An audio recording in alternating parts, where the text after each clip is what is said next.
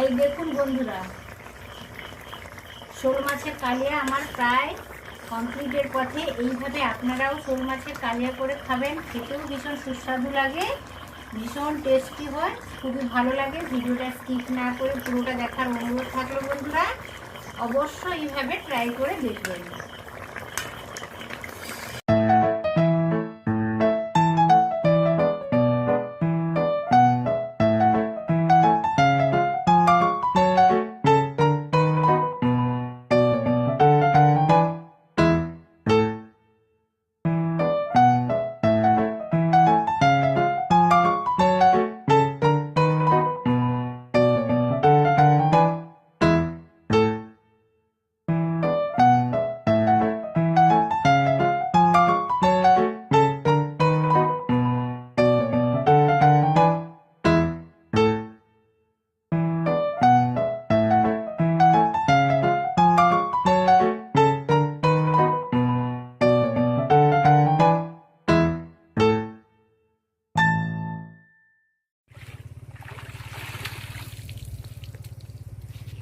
এ বাবা, বিশাল বড় শোল পড়েছি।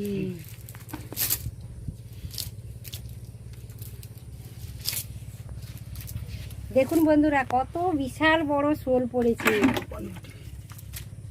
বিভিন্ন ধরনের মাছ পড়েছে, জাপানি পুঁটি পড়েছে, ছোট সাইজের পোনা মাছ পড়েছে। শোলটা বের করে দেখি কত বড়। এদিকে নিয়ে এসো, আবার চলে যাবে।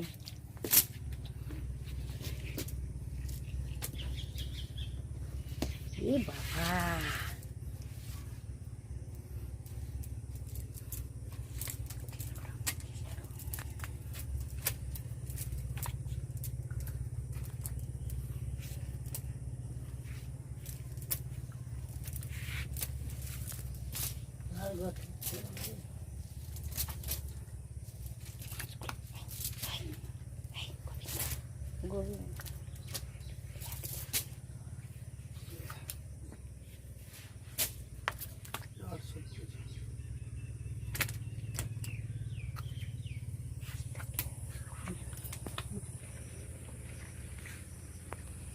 এই দেখুন বন্ধুরা, এক্ষুনি পুকুর থেকে ধরা হয়েছে বিশাল বড় শোল মাছ। জাপানি পুঁটি পড়েছে, শোল মাছ পড়েছে, কত বিশাল বড় শোল দেখুন। পুরো ট্রেটা ভর্তি হয়ে গেছে।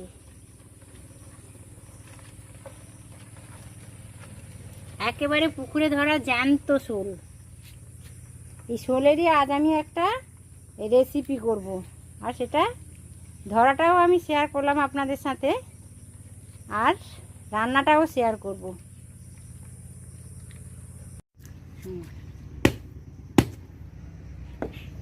বিশাল বড় শোল কাটা হচ্ছে, এক্ষুনি পুকুরে ধরা হয়েছে বন্ধুরা।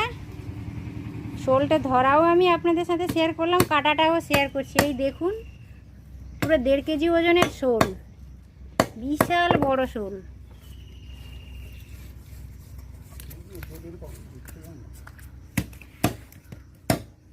আমাদের পোষা বিড়াল তলুও চলে এসছে আঁশ খাওয়ার জন্য।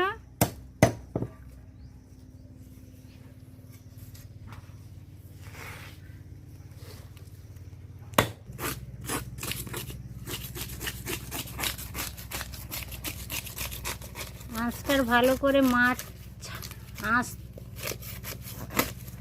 তোলা হচ্ছে। আমার বরই মাছটা কেটে দিচ্ছে।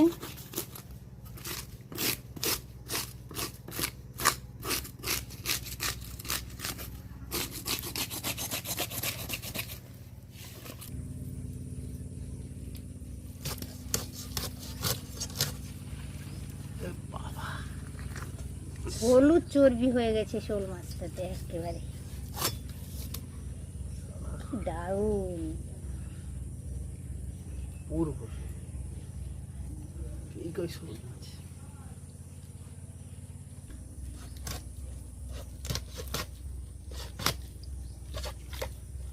সাবধান, বিশাল বড় শোল তো একটু অসুবিধা হচ্ছে।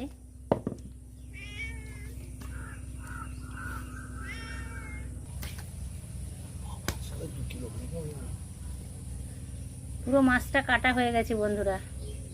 গঙ্গাসাগরের বনেদি রান্না ও পরিবেশ ইউটিউব চ্যানেলে সবাইকে জানালাম স্বাগত। বিশাল বড় মাছটা ধরা আমি আপনাদের সাথে শেয়ার করলাম, কাটাটাও শেয়ার করলাম। এবার রান্নাটা শেয়ার করব। হাতের কাছে পেলে আপনারা অবশ্য খাওয়ার চেষ্টা করবেন শোল মাছ। শোল মাছ একটা দারুণ ভালো মাছ। এই কপিস আমি শোল মাছ নিয়েছি, 8 পিস শোল মাছ নিয়েছি। আজ আমি এই মাছের একটা রেসিপি করব। রেসিপিটা হচ্ছে কালিয়া। তো বিভিন্ন মাছের তো কালিয়া করে আপনারা খান, আমরাও খেয়ে থাকি। আজ আমি শোল মাছের কালিয়া করছি এবং সেটা সবার সাথে শেয়ার করছি। দেখতে থাকুন আপনারা। আমি মাছটাতে ভালো করে লবণ হলুদ মাখিয়ে নেব। মাছটাতে যদি 10 মিনিট আগে, রান্নার 10 থেকে 15 মিনিট আগে লবণ হলুদ মাখিয়ে নেওয়া যায় তাহলে খুবই ভালো হয়। যে কোনো মাছে লবণ হলুদ মাখিয়ে রেখে দিলে তার কিছু সময় পরে রান্না করলে রান্নাটা খুবই ভালো হয়, মাছটা খেতেও ভীষণ ভালো লাগে। এই জন্য আমি লবণ হলুদ মাখিয়ে একটু আগে থেকে রেখে দিচ্ছি, তারপর রান্নাটা করব। স্টার্ট। এই দেখুন, ভালোভাবে আমি লবণ হলুদটা মাখিয়ে নিয়েছি মাছে। আমি তো এই রিং সাইজের করে মাছটা কেটে নিয়েছি। আপনারা চাইলে ছোট ছোট পিস করেও মাছটা কাটতে পারেন, কোনো অসুবিধে নেই। শোল মাছ ভীষণ একটা ভালো মাছ, কম কাঁটাযুক্ত মাছ। আর এটা তো খুব বড় সাইজের শোল মাছ, একেবারে জ্যান্ত ফ্রেশ টাটকা শোল মাছ। ছোট ছোট পিস করেও কেটে নিতে পারেন। আর একটা কথা বলে দিচ্ছি বন্ধুরা, অনেকে কালিয়ার মাছটাকে না ভেজেই রান্না করে, কিন্তু আমি হালকা ভেজে রান্না করব। এবার আপনাদের যেটা পছন্দ হবে না ভেজেও করতে পারেন, আবার হালকা ভেজে নিয়েও মাছটা রান্না করতে পারেন, কোনো অসুবিধে নেই। শেয়ার করছি, এটা সরিয়ে রাখলাম। করার জন্য আমি কি মশলা ইউজ করছি সেটা হালকাভাবে দেখিয়ে দিই। একটা তেজপাতাকে আমি 2 টুকরো করে কেটে নিয়েছি, এই যে একটা শুকনো লঙ্কা নিয়েছি, আর 4-5টা ছোট এলাচ নিয়েছি, 2টো গোলমরিচ নিয়েছি, 3টা লবঙ্গ নিয়েছি, আর 2টো ছোট ছোট দারুচিনি স্টিক নিয়েছি। আপনারা চাইলে তেজপাতা, শুকনো লঙ্কা, জিরে ফোড়ন দিয়েও করতে পারেন, কোনো অসুবিধা নেই। যার যেটা পছন্দ সেটা সেইভাবেই করবেন। আর একটা পেঁয়াজ আমি কেটে নিয়েছি, সরু সরু করে একটা পেঁয়াজ কেটে নিয়েছি। 3-4 কোয়া রসুন নিয়েছি, আর 1 চামচ আদা বাটা নিয়েছি। আর এই দেখুন, আর একটা পেঁয়াজ আমি বেটে রেখেছি, আর একটা বড় সাইজের টমেটো আমি বেটে রেখেছি। আর গুঁড়ো মশলাগুলো রান্নার সময় দেখিয়ে দেব। তাহলে চলুন রান্নাটা শুরু করা যাক। মানে আমি একটা কড়াই বসিয়েছি, কড়াইটা গরম হয়ে গেছে, জ্বালন দিয়ে দিয়েছি। এবার আমি মাছটা ভেজে নেওয়ার জন্য সরষা তেল দিয়ে দিলাম।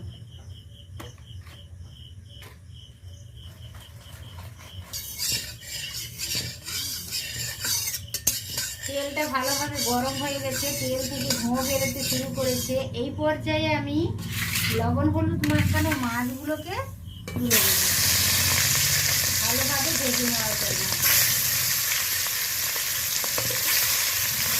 অল্প অল্প মাছ, 8 পিস মাছ নিয়েছি, 4 পিস করে 2 ভাগে আমি মাছগুলোকে উল্টে পাল্টে ভালোভাবে ভেজে নেব।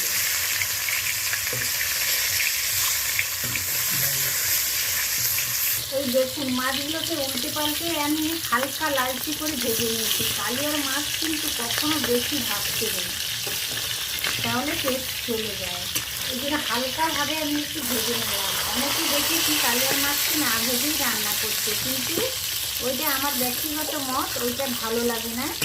হালকা করে ভেজে নিলেই সব থেকে ভালো লাগে। তো আমি একটু হালকা করে ভেজে নিলাম, হালকা লালচে করে ভেজে নিয়েছি। 1 ব্যাগ মাছ ভাজা আমার হয়ে গেছে। সেকেন্ড ব্যাগ মাছ আমি আবার কড়াইয়ের মধ্যে দিয়ে দিচ্ছি ভেজে নেওয়ার জন্য।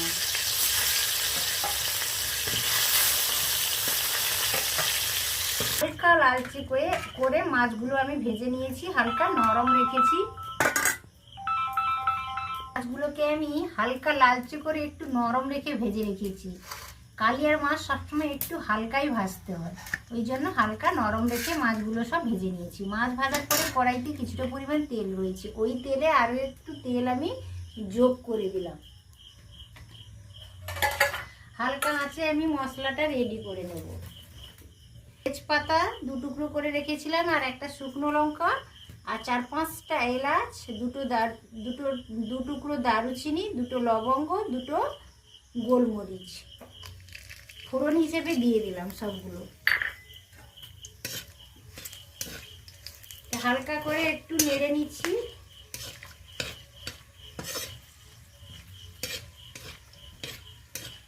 ফোড়ন একটা লালচে কালারের হয়ে গেছে ফোড়নটা, ফোড়ন থেকে একটা সুন্দর মিষ্টি গন্ধ চলে আসছে।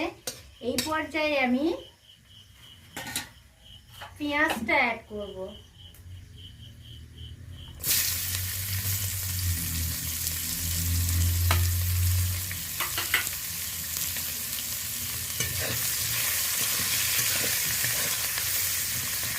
একটা বড় সাইজের পেঁয়াজ আমি ছোট ছোট করে কুচিয়ে রেখেছিলাম।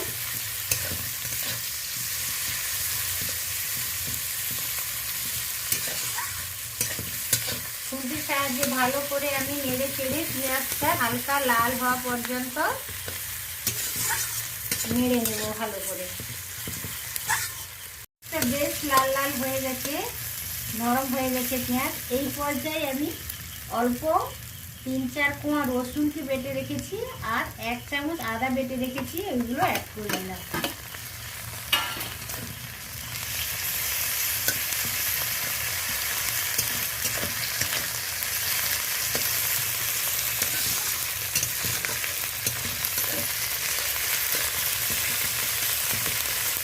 রসুন, আদা, পেঁয়াজ ফোড়নের সাথে বেশ ভাজা ভাজা হয়ে গেছে। এই পর্যায়ে একটা বড় সাইজের পেঁয়াজ আমি গ্রেট করে রেখেছিলাম, এইটা দিয়ে দিলাম। এটা দেওয়ার কারণ হচ্ছে পেঁয়াজ বাটা দিলে গ্রেভিটা ভীষণ ভালো হয়, খুব টেস্ট হয়, ওই জন্য পেঁয়াজ বাটাটা অ্যাড করলাম। হালকা আঁচে আমি মশলাটা রেডি করে নিচ্ছি। এরপর এই দেখুন একটা বড় সাইজের টমেটো আমি গ্রেট করে রেখেছিলাম, ওটাও দিয়ে দিলাম। সমস্ত কিছু মশলা একসাথে আমি ভালো করে মিশিয়ে নিচ্ছি।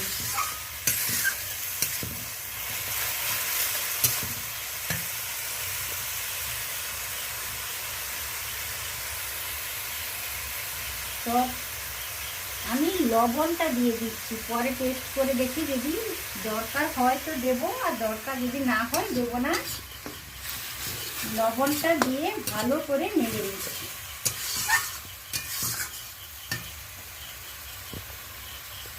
ফোড়নের সাথে টমেটো, আদা বাটা, পেঁয়াজ বাটা, টমেটো বাটা সমস্ত কিছু দিয়ে ভালো করে আমি কষিয়ে দিয়েছি।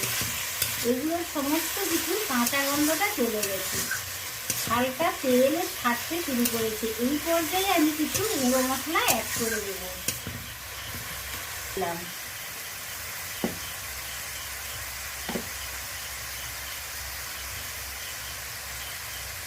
ঝালের জন্য লঙ্কা দিয়ে দিলাম।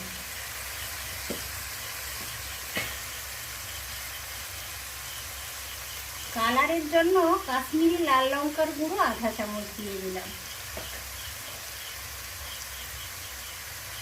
1/2 চামচের একটু বেশি আমি জিরে গুঁড়ো দিলাম।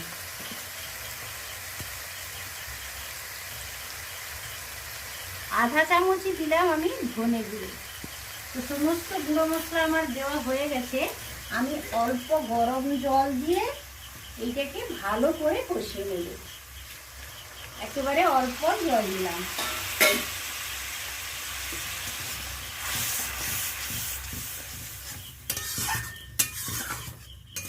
অল্প জল দিয়েছি, সমস্ত গুঁড়ো মশলা গুলো ভালো করে কষিয়ে নেব, তেল ছাড়া পর্যন্ত অপেক্ষা করব। হালকা তেল রিলিজ করতে শুরু করেছে, কালারটাও দুর্দান্ত চলে এসেছে। যেহেতু কালিয়ার কালারটা একটু লালচে হলে দেখতে ভালো লাগে, খেতেও ভালো লাগে। তো কালারটাও ভীষণ সুন্দর চলে এসেছে, হালকা তেলও ছাড়তে শুরু করেছে। এই পর্যায়ে ভালোভাবে মশলাগুলোকে আমি কষিয়ে নিয়েছি। এই পর্যায়ে আমি ভেজে রাখা মাছগুলো দিয়ে দেবো। এই কষানো মশলার সাথে আমি ভালো করে মাছগুলোকে একটু উল্টে পাল্টে নেড়ে চেড়ে দেবো।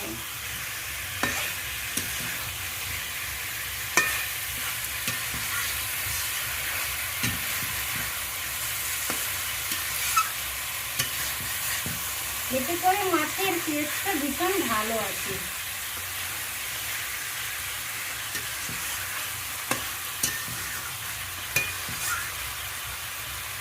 এবার আমি ফুটন্ত গরম জলটা অ্যাড করবো। বন্ধুরা সবসময় চেষ্টা করবেন তরকারিতে গরম জলটা ব্যবহার করা।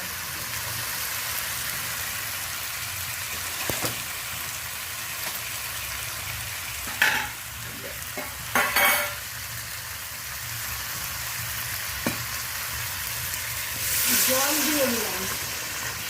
কালিয়াতে কিন্তু জলের পরিমাণটা তত বেশি লাগবে না, যেহেতু মাখো মাখো হবে তরকারিটা। জলটা আপনারা আপনাদের মাছের পরিমাণ অনুসারে জলটা নেবেন।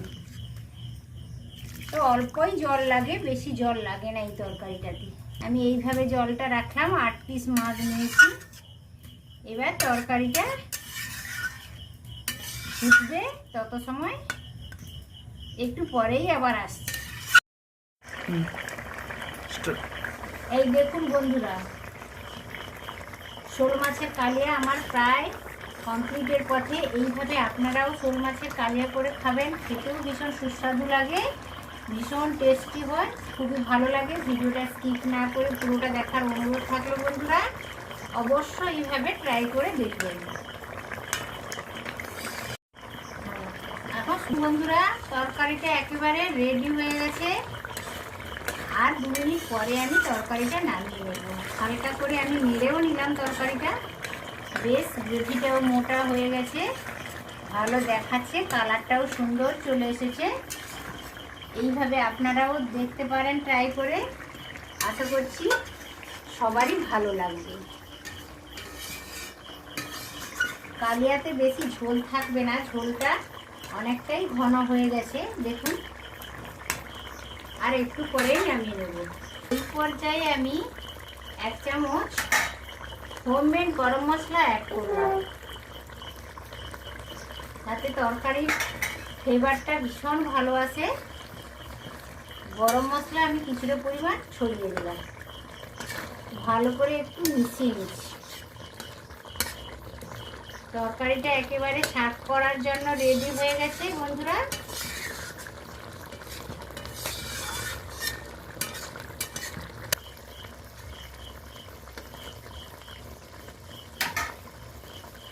দেখুন বন্ধুরা, আমি 4টা কাঁচা লঙ্কা উপর থেকে ছড়িয়ে দিলাম।